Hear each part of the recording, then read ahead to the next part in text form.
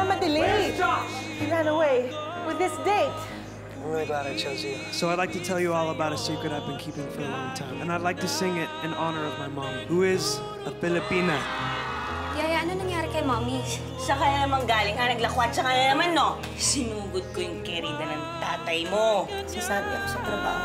Kapag hindi nyo naibigay bago matapos ang araw na to, ilumayas na kayo. Josh, I know your mom. I know Kara. She's still alive. She's looking for you. Josh, she's still looking for you. The lady who was telling me that my mom was still alive, she was telling the truth.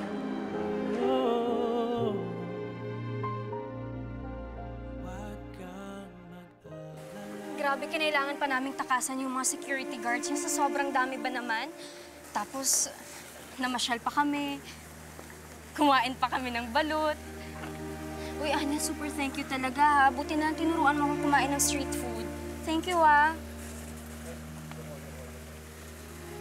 Uy, Anya, ano ba? Hindi ka naman nakikinig, eh. Sorry, ah. Tama ko kasing iniisip. Ano naman yun? Ako, di ko na lang alam kung maniniwala ka sa akin. Pero natanggal ako sa trabaho dahil sa Josh Bradley mo. Ha? Teka, paano naman nangyari yan? Ninakaw niya yung costume ko para makapag-disguise. Nahabol kasi siya ng mga fans niya. Ayan, tanggal na nga ako sa trabaho, may utang pa ako.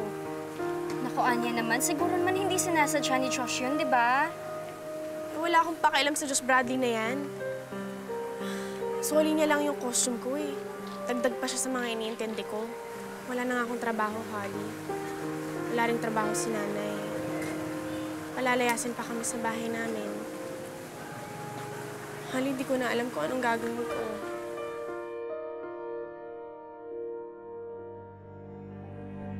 This is the time when we're supposed to be figuring this game out. I know. Yes, we are. And finally, we've made it to the airport, and we need to keep moving on.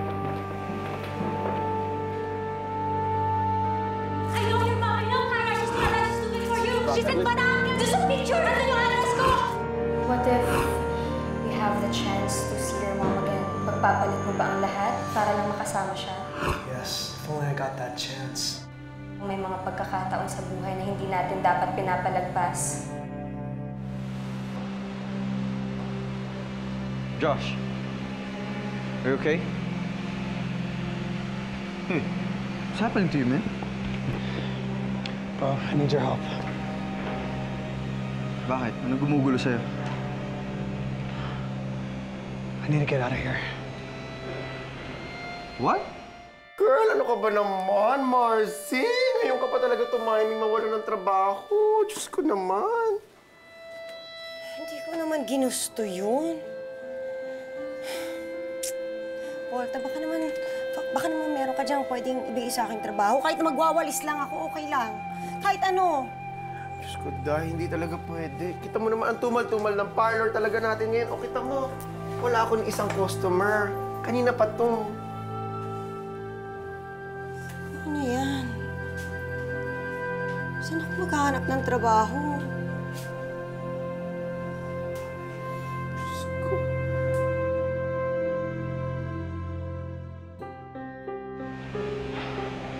Please. Are you sure you want to do this? Yes. More than anything else.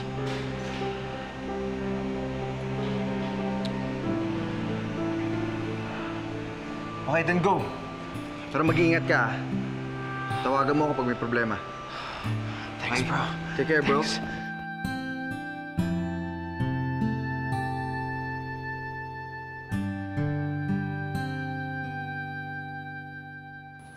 Anya, may specific ka bang trabahong gustong pasukan? May mga naka-cluster kasi dito, baka pwede mong applyan. Eh, siguro kahit ano nang mapagkakakitaan.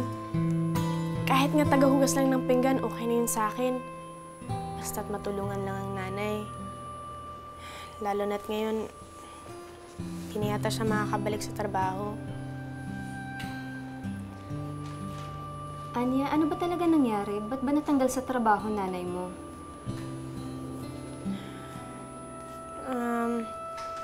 Kasi may nakaaway siyang customer. Hindi ba dapat warning muna bago siya tinanggal doon? Alam mo, unfair yan. Ireklamo niyo ang kumpanya niya. Saan ba siya nagtatrabaho?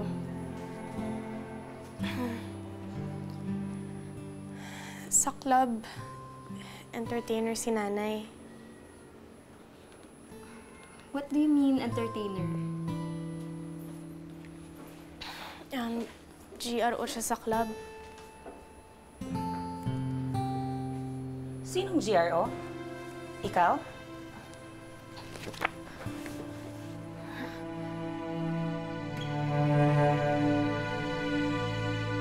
Where's Josh? We gotta find him.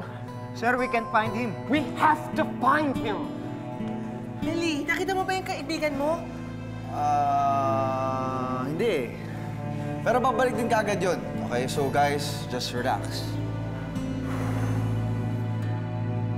Well, let's find him!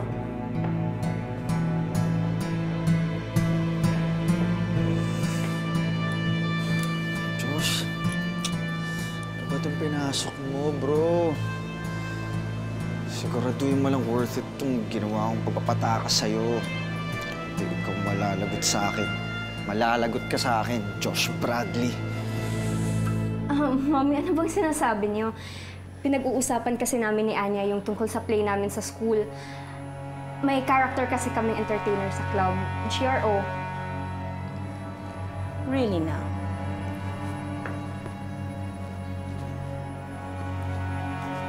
Halika kayo dito.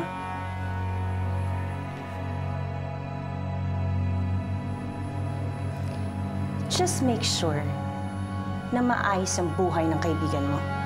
Alam mo namang GRO ang bagsak ng mga patay gutom na katulad niyan. Mami, tama na please. Oh, alis ka na ba?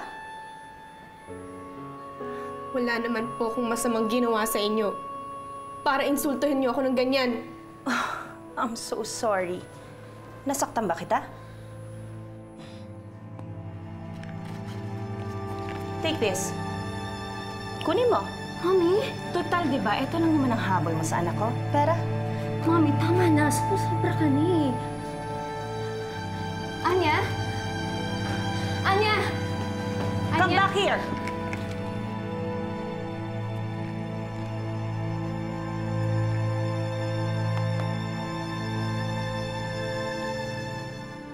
Alam mo, Mami, hindi ko talaga alam kung saan mo pinupulot yung ganyang klaseng pag-uugali. Don't you talk to me like that. Ano? Nahawa ka na ba sa ugali ng kaibigan mo, ugaling squatter? Mami, why are you doing this? Dahil matigas ang ulo mo! Ilang beses na kitang sinabihan na huwag makipagkaibigan sa mga oportunista. Hindi mo sila kaure. Umayos ka.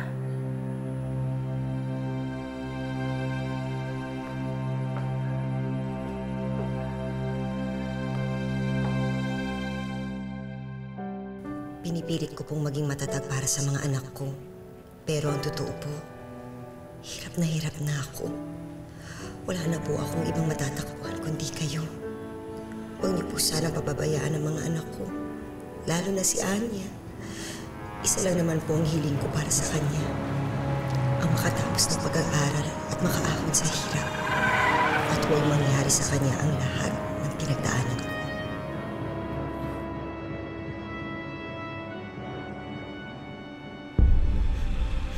Hoy! Kung gusto mo magpakamatay, huwag mo ko idamay, ha? Pasensya na po. Sa susunod, huwag kang tatanga-tanga. Matuto kang tingnan dinadaan mo. Pasensya na po talaga, Manong. Manong, don't be so harsh on her. She already said sorry.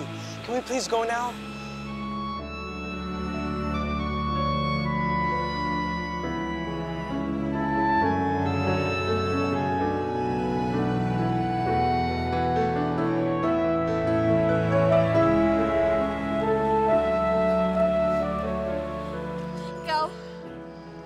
Ikaw nga, si Josh Bradley. Ikaw yung kumuha ng costume ko eh. Saan mo dinala yun? Yeah, I remember you. I'm sorry, I didn't mean to steal your costume. I just really needed to get away from everybody. Alam mo ba, nang dahil sa'yo nawalan ako ng trabaho. Nagkautang pa ako. Hindi may babalik ng sorry mong perang dapat kinita ko ng gabing yun. Look, I'm really sorry. I'm willing to pay for it. But please, can we settle this next time? I really have to go. Anya, buti naabutan pa kita. Josh? Anong ginagawa mo rito? Holly, I'm so glad you're here. I really need to find my mom before I go back to the States. You're the only person who can help me.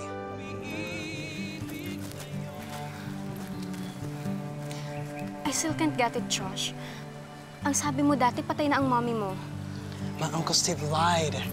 He made me believe that my mom is dead. But someone told me that she's still alive and I can feel they're telling the truth. I need your help, Holly. I want to find my mom.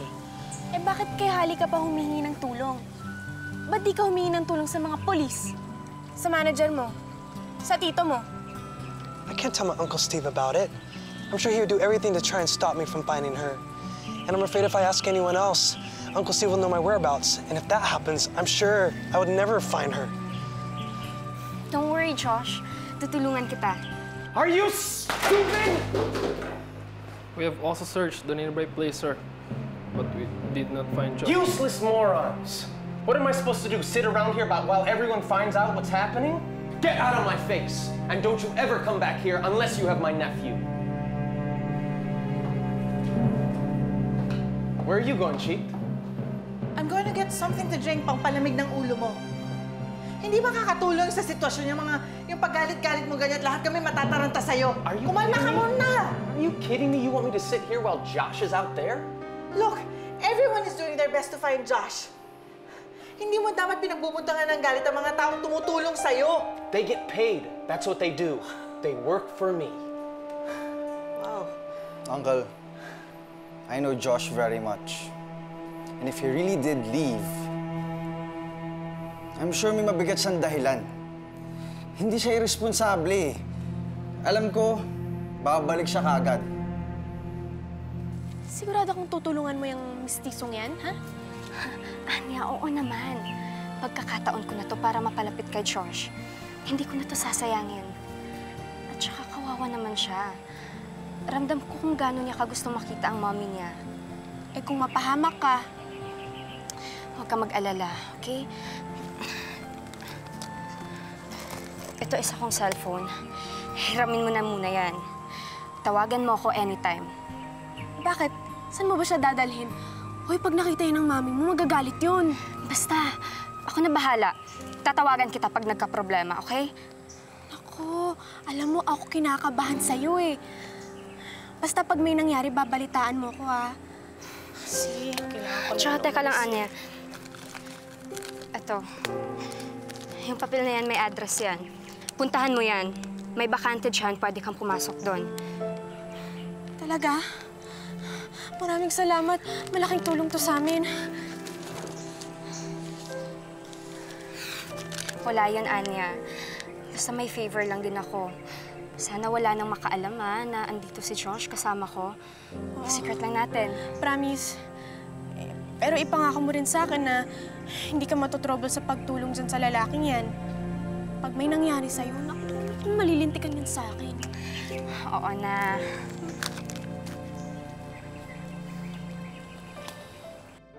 Enough of this nonsense. The important thing here is that we don't tell anyone, especially the press. Otherwise, it jeopardizes the European tour. It puts it at risk. Wow. Nawawala na nga yung pamangkin mo, yung tour pa rin nga ng iniisip mo. Hindi ka man lang nag-aalala sa kanya? I didn't ask for your opinion. What I need you to do is to do your work and do exactly what I say.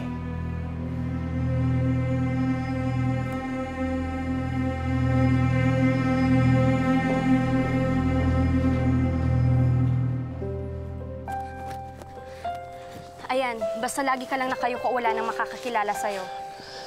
I can see that you and Anya are really good friends. Yes, Anya's my best friend. We're like sisters.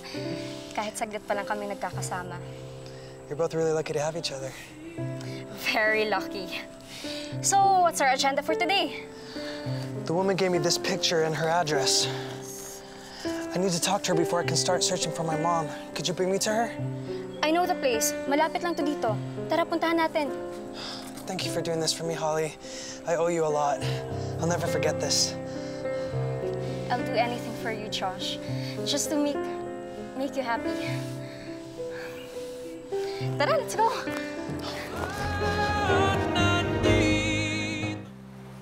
Siya si Teresa Dionisio. Sundan mo siya. Alamin mo kung saan nakatira.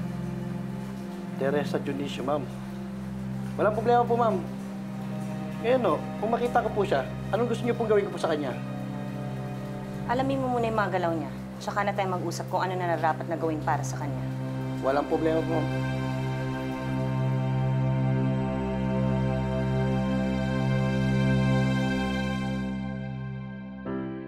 I'm glad you came. Upo. Nako, Josh, ang laki-laki mo na. Samantalang nang huli kita nakita, bastit ka pa lang nun. Nako, sigurado ako, tuwang-tuwa yung mama mo niyan pag nakita ka. Ay, daldal ako ng daldal. Do you still understand Tagalog? Opo, I still do. Buti naman. I still remember. We used to talk to you in Tagalog when you were still a child. Halos lahat nga kami nun eh. Nagno-nosebleed kapag nag-straight English. About my mom. Is it true that she's still alive? Nung magkahiwalay kayo ni Kara sa sunog, halos mabaliw-baliw yung mama mo sa kakahanap sa'yo. Tapos nalaman na lang niya, dinala ka pala ng tiyuhin mo na yun sa Amerika. Did she try looking for me in the States? Josh, lahat ginawa ng mama mo para mabawi ka. Ilang beses nga siya nag-apply ng US visa eh. Kaso, ilang beses din siya na-deny sa embassy. Nakipagrelasyon nga yung mama mo sa kano kasi pinangakuan siya na dadalhin siya sa Amerika. Pero pati doon, hindi rin siya nagtagumpay. Walang araw na hindi ka inisip ng mama mo. Kaya nga nung nakita kita, hindi ko na pinalagpas yung pagkakataon para masabi ko sa'yo na buhay pa siya. Not a day goes by that I don't think about her. I can't tell you how much I missed her. Where is she now? Do you know where I can find my mom? Nung huli kami nagkita, sabi niya sa akin, babalik siya sa probinsya, sa Batangas. Ay, ito nga pala. Ito yung address. Thank you, Auntie. I'm forever indebted to you. Hayaan mo. Pagpe-pray ko na magkita kayo mag-ina.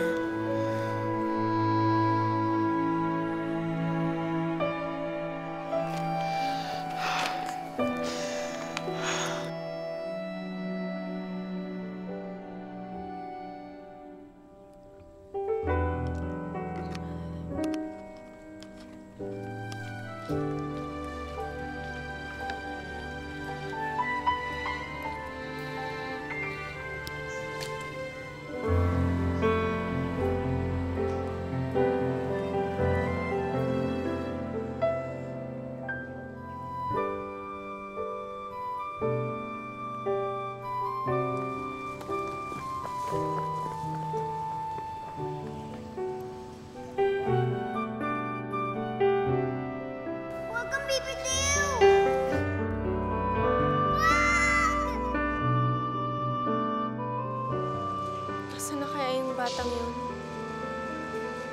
Sayang. Hindi ko man lang nakuha yung pangalan niya.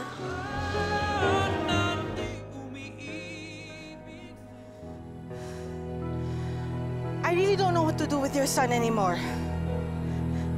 Ginawa ko naman na lahat. Hindi naman ako nagkulang. Pero tingnan naman ang ginawa sa akin. Nilayasan pa rin ako. Please lang naman. Please lang. O pwede lang magpakita na kayo sa kanya at kausapin niyo na siya. Why do you look so sad? Hindi ba dapat masaya ka kasi ano mong buhay ang mommy mo? I still can't believe Uncle Steve lied to me. He let me live in misery even though he knew my mom was still alive. I lived like that for 15 years.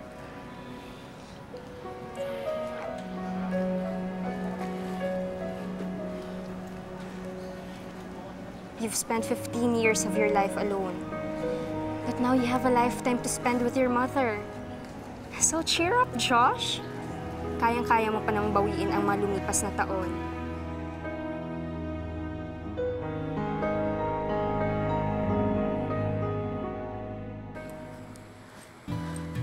Ma'am, nakausap na ho namin yung caretaker ng sementeryo. Eh, wala naman daw ibang dumadalaw dito sa punto at maliban sa atin. Are you sure? Yep. Niliputan namin yung buong lugar at wala naman kami nakitang sign na nandito si Josh. Asa ka ba, Josh?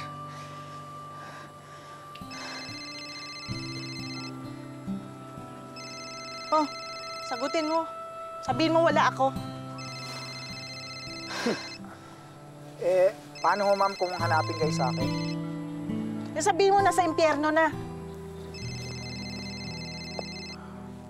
Sagutin mo yan. Bahala ka dyan. Sa totoo lang, maswerte ka pa rin. Kasi kahit hindi mo man nakasama ng 15 years ang nanay mo, ngayon may pagkakataon ka nang maging masaya kasama siya. Hindi tulad ko. Lumaki nga ako kasama ang nanay ko, pero hindi ko naman naramdaman ang pagmamahal niya. Anyway, this is not about me. Sa ngayon, hanapin na natin ang mommy mo para hindi na masayang ang pagkakataong maging masaya ka kasama siya. How? My family is from Batangas. I can bring you there. May bahay kami doon, so pwedeng doon na muna tayo magstay habang hinahanap natin ang mommy mo. Really? You would do that for me? Oo naman. I'll do anything for you. Thank you so much.